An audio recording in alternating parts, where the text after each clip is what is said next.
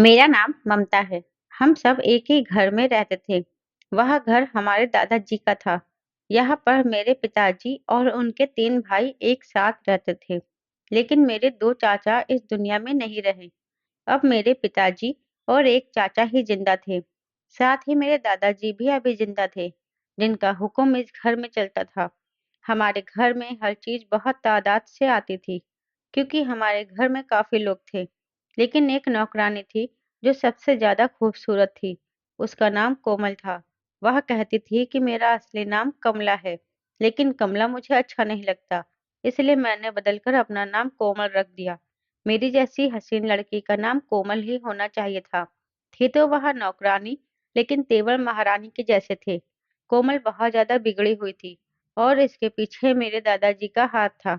वह मेरे दादा की चाहती थी। मेरे दादा का सारा काम वही करती थी। मेरे दादा बिस्तर से उठ भी नहीं पाते थे। वह इतने ज्यादा कमजोर थे, तो उन्हें दवाई देना, खाना खिलाना, पानी पिलाना, उनके कमरे की साफ सफाई करना, उनका बेडशीट बदलना, उनके रूम की पूरी तरह से साफ सुथरा रखना, ये सब कोमल का ही काम था। और जब वह अकेले हो तो उनके पास बैठकर बातें करना, ये सारे ही काम कोमल ही करती थी। मेरे पिताजी कहते थे कि तुम लोगों का क्या फायदा, इनकी जो उम्र है उसमें तुम्हें उनके साथ रहना चाहिए और इनसे बातें करनी चाहिए, इनका ख्याल करना चाहिए, इनकी खिदमत करनी चाहिए। जब वह कल को इस दुनिया से चले जाएंगे और सारी दौलत इस कोमल के नाम कर देंगे, तब तुम सबकी अकल ठिकाने आएगी। मेरे चाचा इस दुनिया में नहीं थे, लेकिन उनके बच्चे थे और मेरा कोई भाई नहीं था। इसलिए पिताजी को फिक्र सताती थी कि दादाजी की सारी सारी दौलत इन लोगों में बढ़ जाएगी और मेरे पिताजी को कुछ नहीं मिलेगा, और जो मिलेगा बचे खुचे वह पैसे, वैसे भी हम दोनों बहनों की शादी में लग जाएंगे। इसलिए वह परेशान रहते थे। लेकिन हम दादा के पास बैठते तो हमें बिल्कुल भी अच्छा नहीं लगता था। दादाजी अजीबोगरीब किस्म की बातें करते थे, किसी को पहचानते तक नहीं थे। ऐसे इंसान के साथ बैठकर क्या करते। कोमल उनके पास बैठकर बहुत ज्यादा खुश होती थी। कोमल कमरे में होती तो इनके कमरे में हंसने की आवाज आती। कोमल के पास हर वक्त पैसे भी होते थे। एक दिन वह अंदर बैठी थी। मैं भी अंदर चली गई और सामने का मंजर देखकर हैरान हो गई, क्योंकि मेरे दादाजी के हाथ में ढेर सारे पैसे थे, जो कि उस नौकरानी कोमल को पकड़ा रहे थे। यह पैसे कम से कम 20,000 रुपए तो लग रहे थे। मैंने कहा कि ये क्या हो रहा है, आप इतने सारे पैसे क्यों दे रहे हैं। तो कहने लगे कि यह इसकी तनख्वाह है। मैंने कहा मुझे भी पैसे चाहिए। उन्होंने मुझे 1,000 का नोट पकड़ा दिया। मैंने कहा 1,000 में आता ही क्या है, नौकरानी को 20,000 दे रहे हैं, जबकि उसकी तनख्वाह 20,000 नहीं थी और अपनी पोती के लिए 1,000 है। मैं गुस्से से बाहर निकल आई। पिताजी कहते हैं, दादा के पास जाकर बैठा करो, लेकिन वहां तो हमसे प्यार ही नहीं करते। जब इनके ऐसे हालात हैं, तो हम अपना वक्त बर्बाद क्यों करें। मैं बाहर आई तो अपने पिताजी से टकरा गई। वह पूछने लगे, कहाँ से बौखलाई हुई आ रही हो और तुम्हारा ध्यान कहाँ है। मैंने उन्हें सारी बात बताई तो वह हैरान रह गए। वह पूछने लगे, क्या तुमने उनको पैसे देते हुए देखा था। तो मैंने कहा, हाँ, मैंने खुद अपनी आंखों से देखा है। वह खुद इस नौकरानी को पैसे दे रहे थे और कह रहे थे कि यह इसकी तनख्वाह है। तो पिताजी ने कहा कि पहली बात तो ये है कि इसकी तनख्वाह का वक्त नहीं आया और वो 1 तारीख को महीना होता है, और बीच में हम किसी को भी पैसे नहीं देते। और दूसरी बात यह है कि कोमल की हर महीने की तनख्वाह में मैं इसे देता हूँ, जो कि सिर्फ 8,000 है। तो फिर पिताजी ने इसे 20,000 रुपए क्यों दिए। मेरे पिताजी तो गुस्से में आ गए। दादा के कमरे में चले गए। मैं भी उनकी बातें सुनने लगी। दादा ने कहा, इस बेचारी के घर में कोई मसला था, इसकी बेचारी की माँ बीमार थी, तो मैंने इसे पैसे दे दिए। तुम्हारी बेटी तो बड़ी जासूस है, हमारे कमरे में आकर जासूसी करके चली गई और घर में फसाद करवा दिया। किसी गरीब को कुछ पैसा दे दिया तो क्या हो जाएगा। मैं बिस्तर पर पड़ा हूँ, मरते मरते कोई पुण्य कर लूंगा, तो तुम लोगों को क्या परेशानी है। तुम लोग क्या चाहते हो कि यह पैसे भी तुम लोगों के मुंह में चले जाए। तुम लोगों का मुझे कोई फायदा है। जब मुझे जरूरत होती है, जब मेरा दिल भारी होता है, जब मुझे किसी से बात करनी होती है, ना तो तुम मेरे पास आकर बैठते हो और ना ही तुम्हारे बच्चे। तो फिर मैं क्या करूं। पिताजी तो शर्मिंदा ही हो गए। कह गए, दादा के कमरे में जाओगी तो इधर-उधर की बातें मत करना। पिताजी बहुत परेशान लग रहे थे और गुस्से में भी लग रहे थे, क्योंकि उनकी बेइज्जती हो चुकी थी और वह अपने कमरे में चले गए। कुछ दिन बाद पिताजी ने मुझे एक और खबर सुनाई, जिसे सुनकर मैं और भी ज्यादा हैरान रह गई। मेरी छोटी बहन काफी छोटी थी, वह 12 साल की थी और मेरी उम्र 18 साल थी। इसलिए मैं और पिताजी आपस में बातें करते रहते थे। पिताजी ने कहा, मुझे तुम्हें एक बात बतानी है और इसके बाद से तुम्हें इस घर में बहुत ज्यादा ध्यान देना है। पता नहीं ऐसी कौन-सी बात है? मैंने कहा ठीक है। पिताजी ने मुझे बताया कि कोमल ज़रूर कोई चाल चल रही है, झूठ बोलकर पैसे ऐंठ रही है, क्योंकि कल ही मुझे एक मेडिकल स्टोर पर इसका भाई मिला था, जो अपनी दवाई लेने आया था और मैंने उससे पूछा कि तुम्हारी माँ बीमार थी, अब कैसी है? तो वह मुझसे कहने लगा, आप कैसी बातें कर रहे हैं? मेरी माँ को गुजरे हुए 3 साल हो गए हैं। ये बात सुनकर मैं हैरान रह गई। इसने दादा से अपनी माँ की बीमारी का झूठ बोला, जबकि इसकी माँ तो इस दुनिया में है ही नहीं। पिताजी ने कहा कि यह लड़की बहुत चालाक है, इसलिए मैं तुम्हें यह सब बता रहा हूँ। तुम इसकी तरफ से एहतियात करना और इसके ऊपर नजर रखना। एक दिन मेरी कुछ दोस्त मेरे घर आई। हमारे घर में दौलत की कोई कमी नहीं थी, इसलिए ही शायद मेरी दोस्त भी मुझसे बातचीत करती थी और मेरे घर आती जाती रहती थी। क्योंकि उन्हें अच्छा खाना खाने को मिलता था, चीज़ें मिलती थी, वापसी में मैं उनका किराया भी दे दिया करती थी। मेरी एक दोस्त वहाँ नौकरानी को देखकर कहने लगी कि ये कौन है? मैंने कहा कि नौकरानी है, तो वह कहने लगी कैसे बातें करती हो? नौकरानी? और यह इसने जो सूट पहना है, वह तो 10,000 का है। मैं हैरान हो गई। मैं कहने लगी वाक़ई? तो उसने मुझे नेट पर देखकर बताया कि यह सूट 10,000 रुपए का है और यह नया-नया मार्केट में आया है। बहुत कम लोग हैं जिन्होंने इस सूट को खरीदा है। तुम्हारे घर की नौकरानी ने 10,000 का सूट पहना है और तुम्हें पता भी नहीं है। ये सूट तो तुम्हें पहनना चाहिए था। मुझे तो यह देखकर आग लग गई कि हमारे घर की नौकरानी ने महँगे-महँगे कपड़े पहनकर आ रही है। वह सारे घर में ऐसे फिरती थी जैसे इस घर की मालकिन है। इसे सिर्फ खाना बनाने का काम ही कहा जाता था। इसे सिर्फ किचन में खाना बनाना ही होता था। वह खाना अच्छा बनाती थी और खाना बनाते ही दादा के कमरे में चली जाती थी। एक दिन वह दादा के कमरे में ही थी। अब कमरे में से हँसने की आवाज़ें आ रही थी। मैंने सोचा, मैं भी तो देखूँ, ऐसी क्या बात है जो इतना हँसा जा रहा है? कहीं दादा इश्क तो नहीं उठा रहे हैं और यह मोहतरमा उठाए जा रही हो। मैंने दरवाज़ा खोलने की बहुत कोशिश की। मुझे दस्तक देने की कोई ज़रूरत नहीं थी। ये मेरा अपना घर था और मैं इस घर की मालकिन थी। लेकिन यह देखकर मेरे कदमों तले से ज़मीन खिसक गई और मेरे जिस्म से जान निकल गई कि दरवाज़ा अंदर से बंद था। दरवाज़ा खुला ही नहीं और वह हँसने में इतने मरहूम थे कि उसे पता ही नहीं चला कि मैंने दरवाज़ा खोलने की कोशिश की है। मैंने फ़ोन उठाकर पिताजी को कॉल की और यह सब कुछ बता दिया। पिताजी भी हैरान रह गए और कहने लगे कि पता नहीं इस घर में क्या हो रहा है। कहीं कुछ ऐसा तो नहीं हो रहा जिसकी वजह से हम मुसीबत पर पड़ जाएँ। नौकरानी दिन-ब-दिन हम सबके सर पर सवार होती जा रही थी। इसके तौर-तरीके, उसकी हरकतें, इसका घर में सर उठाकर फिरने का अंदाज़, इसके पास ऐसा कोई रास्ता था जिसके बारे में हमें पता नहीं था।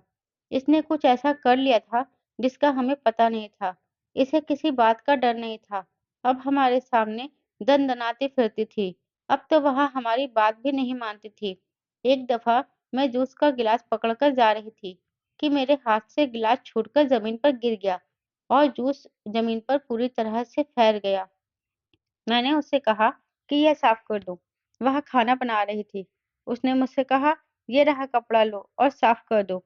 भला कौन-सी नौकरानी आपको यह कहती है कि अपना काम खुद करो, जबकि आपने उसको काम पर रखा हो और आप उसे पैसे भी दे रहे हैं।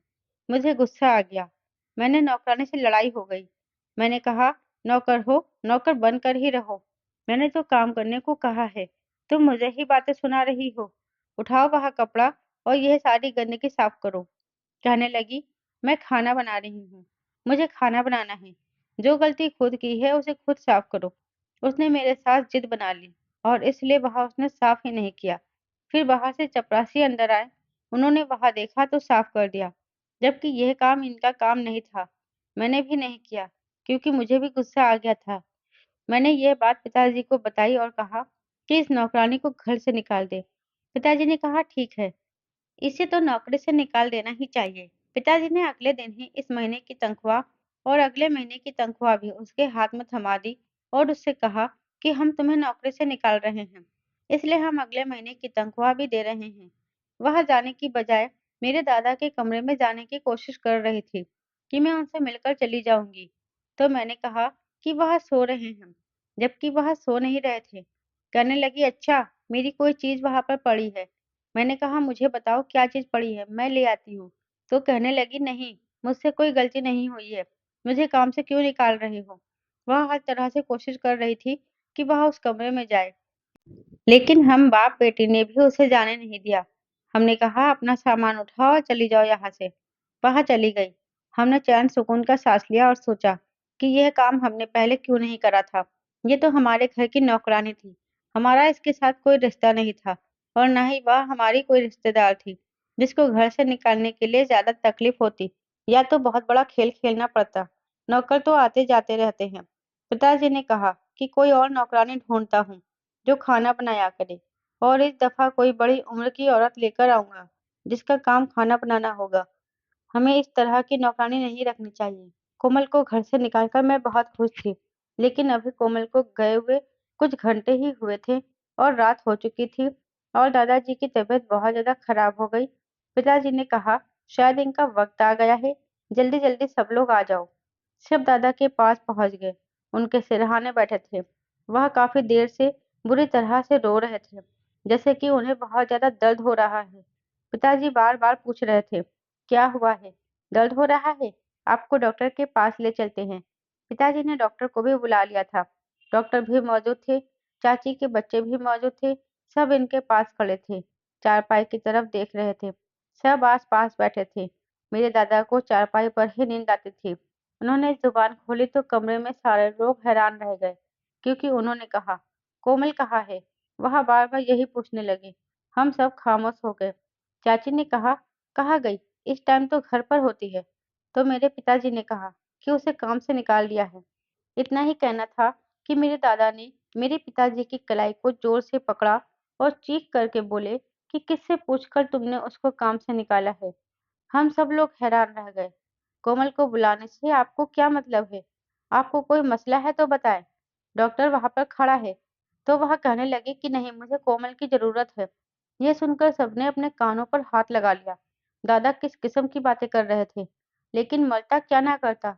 उन्होंने इतना शोर डाल रखा था, रात के 2 बज गए थे और बस एक ही रट लगा रखा था कि कोमल को लेकर आओ, कोमल को लेकर आओ।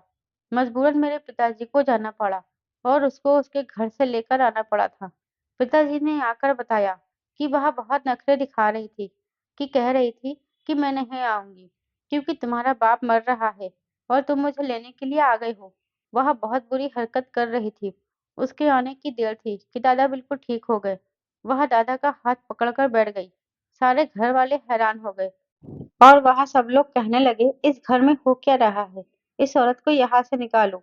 मेरे पिताजी ने कहा कि इस औरत को यहाँ से निकाल दिया था, लेकिन फिर जो हुआ वह तुम सब ने देखा है। अब तुम यह बताओ कि हम सब क्या करें। मैं तो बहुत परेशान हो गया हूँ। दादा के सामने पिताजी ने अपनी इमेज खराब कर दी। वह ऐसे देख रहे थे जैसे इनको जान से मार डालेंगे। कोमल के चेहरे पर मुस्कुराहट थी। वह बहुत ज्यादा खुश थी। दादा ने फौरन से पैसे निकाल कर दिए और कहा कि तुम्हारा रोजगार कोई बंद नहीं कर सकता। मैं अभी इधर ही हूँ। मैं अभी मर नहीं रहा। जो लोग भी चाहते हैं कि मैं मर जाऊं, तो वह लोग सुन ले कि मैं अब इस दुनिया से जाने वाला नहीं हूँ। पानी सर से गुजर चुका था। अब तो सब घर वालों को पता चल गया था कि इस घर में हो क्या रहा था। जो भी है वह बिल्कुल अच्छा नहीं हो रहा था। एक नौकर का घर के मालिक से इतना करीब होना सही नहीं है। मैंने सबको यह भी बताया कि जब कोमल अंदर जाती है तो अंदर का दरवाजा भी बंद हो जाता है। सबने अपने कानों पर हाथ लगा दिया और कहा कि मुझे ऐसा लगता है कि हमारा बाप मरने से पहले हमें शर्मिंदा करवा कर ही जाएगा। दरवाजा बंद करने का क्या मकसद हो सकता है। पिताजी ने कहा, तुम सब मिलकर मेरी मदद करो। मैं तो अपनी तरफ से जो कर सकता था वह किया। तभी कोमल की आंखों में जीत की खुशी थी। उसे पता था कि वह वापस आ जाएगी। और उसे कोई नहीं रोक सकता। लेकिन अब इस मामला को मैंने अपने हाथ में लेने का सोच लिया। मैंने कहा, मैं देखूंगी कमरे में होता क्या है। अगले दिन मैं कोमल के कमरे में गई और मैंने इसके कपड़े चुरा लिए। मैंने यह बात किसी को भी नहीं बताया कि मैं अपने दिमाग में एक प्लान बना चुकी थी और उस पर अमल करना चाहती थी। वैसे मैंने गलती करी, मुझे यह बात पिताजी को बता देनी चाहिए थी। लेकिन पिताजी मुझे ये काम कभी करने नहीं देते और मैं बड़ी बहन बन सबका मसला हल करना चाहती थी। मैंने सोच लिया कि मुझे क्या करना है। जब कोमल किचन में काम कर रही थी, तो मैंने चुपके से जाकर किचन का दरवाजा बाहर से बंद कर दिया और चपरासी से कहा कि दरवाजा नहीं खोलना चाहिए। चपरासी अंकल बचपन से ही मेरे साथ खेला करते थे। वह मेरी बात जरूर मानते हैं। मैं खुद कोमल के कपड़े पहनकर दादा के कमरे में चली गई और दुपट्टे को थोड़ा आगे कर लिया। वह मुझे देखकर ही समझने लगे कि मैं कोमल हूँ। दरवाजा भी मैंने अंदर जाकर बंद कर दिया। दादा कहने लगी, ये क्या, आज तो तुम दुल्हन बनकर आ गई हो। क्या हो गया है तुम्हें? मैंने आगे से सर हिला दिया तो कहने लगे, अच्छा अच्छा, आज तुम दुल्हन हो और दुल्हन बनने की कोशिश कर रही हो। मैं जाकर उनके कदमों के करीब चारपाई पर बैठ गई। फिर इसके बाद इस कमरे में जो हुआ वह देखकर मेरी जान निकल गई, क्योंकि उन्होंने बात ही कुछ ऐसी की थी। उन्होंने कहा, अरमान की दुल्हन होना, अरमान जल्दी आ जाएगा। मैं जब तुम लोगों की शादी करवा दूंगा और यह काम करके ही मैं इस दुनिया से जाऊंगा। अरमान कोई और नहीं, मेरी चाची का बेटा था और शायद उसका चक्कर कोमल से चल रहा था और यह दोनों आपस में शादी करने वाले थे। दादा को इस बात का पता था। कोमल इस घर की रानी बनने वाली थी, यानी कि इस खानदान की बहू बनने वाली थी। मैं क्या करती? मैंने दादा से कहा कि मैं आपके लिए पानी लेकर आती हूँ। आवाज थोड़ी बदली और मैं वहां से बाहर आ गई। मेरी सांस थोड़ी फूली हुई थी और किसी को पता भी नहीं था कि मैं क्या करके आई हूँ। मैंने फौरन कपड़े बदले और चपरासी से पूछा, इसको पता तो नहीं चला? उन्होंने कहा, नहीं, वह अपने काम में लगी हुई थी। किचन का दरवाजा मैंने खुद खोला। मैंने इतना सब कुछ कर दिया, लेकिन किसी को पता भी नहीं चला था। मैं पिताजी का इंतजार करने लगी। इनको कॉल की, वह किसी काम में व्यस्त थे। रात को जब वह आए, तो मैंने उनसे कहा कि मुझे आपसे बहुत जरूरी बात करनी है। मैंने पिताजी को सारी बात बताई, तो वह भी हैरान रह गए। पिताजी ने सारे लोगों को बताया और जिस चाची का अरमान बेटा था, उनकी माँ को जब यह बात पता चली तो बिल्कुल हैरान रह गई, क्योंकि उनको इस बात का पता ही नहीं था। अरमान को बुलाया गया। सब एक साथ इकट्ठा हुए। अरमान ने कहा कि मैं इस लड़की से मोहब्बत करता हूँ और इस बात को दादा को भी पता है। आपको शायद नहीं पता कि दादा ने हाँ कर दी है और वसीयत भी कर दी है कि हमारी शादी होगी, चाहे वह दुनिया में रहें या ना रहें। वह तो पागल हुआ था। वह अक्सर हमारे घर आ जाया करता था, क्योंकि वह मेरे पिताजी के साथ काम संभालता था, इसलिए वह मेरे घर आ जाया करता था। खाना खाने के लिए सब घर वालों ने उसे समझाया कि तुम घर की नौकरानी से शादी करोगे। तुम पागल हो गई हो। तो अरमान कहने लगा कि वह नौकरानी है तो क्या हुआ? यह बहुत ज़्यादा खूबसूरत है और मैं उससे मोहब्बत करता हूँ। आप लोग मेरा कुछ नहीं बिगाड़ सकते। दादा मेरे साथ हैं। और वह भी दादा के साथ जाकर मिल गया और दादा ने दूसरे ही दिन यह ऐलान करा कि अगले 1 हफ्ते के अंदर-अंदर इनकी शादी हो जाएगी। मेरी ज़िंदगी का कोई भरोसा नहीं। मैं इसकी शादी करा कर ही जाऊँगा। इसका बाप दुनिया में नहीं है। अरमान की माँ बेचारी रोकती रह गई और चाची की आंखों के सामने उसकी शादी कोमल के साथ हो गई। घर में सजावट भी करवाई गई थी और खूब धाम-धाम से शादी हुई थी। लेकिन असल बात यह थी कि दादा अचानक इस दुनिया से चले गए। हम सब दुखी भी थे और एक बड़ी खबर ने हमें परेशान कर दिया। वह ये कि वसीयत का एक बड़ा हिस्सा अरमान और कोमल के नाम कर दिया। हम सब परेशान थे, क्योंकि हमारे घर का एक शख्स इनसे मिला हुआ था। इस बारे में हम कभी बैठकर सोचते हैं तो यही सोचते हैं, शायद हमें अपने दादा की खिदमत कर लेनी चाहिए थी। अगर हम इनके पास बैठा करते और इन्हें वक़्त देते, तो इनको किसी की ज़रूरत नहीं पड़ती। पता नहीं हमारी गलती या किसी और की गलती थी, लेकिन कुछ भी हो, अरमान और कोमल को अपनी किस्मत चमका गए थे। दादा भी दुनिया में नहीं रहे। बाकी जायदाद से हमें जो हिस्सा मिला, बस इतना कि हमारा गुजारा चलता है। कोमल और अरमान दौलत लेकर दूसरे शहर में जाकर बस गए। वह ना ही हमसे मिलते हैं और ना ही हमसे बात करते हैं।